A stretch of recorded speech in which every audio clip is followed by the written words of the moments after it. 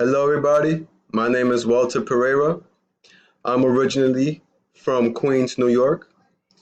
I moved to Delaware back in 2011, right after graduating from high school.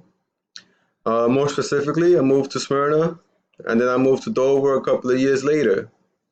Work experience, I started working as an MAT and an IOP counselor as soon as I acquired my bachelor's in psychology from Wilmington U.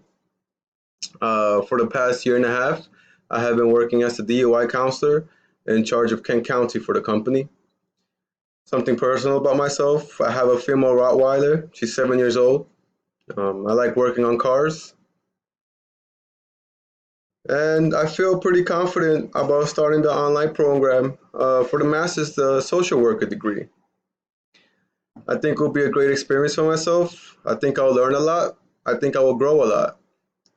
Hopefully, everybody could work together as we should be doing.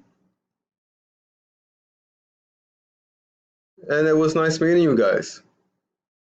Again, my name is Walter.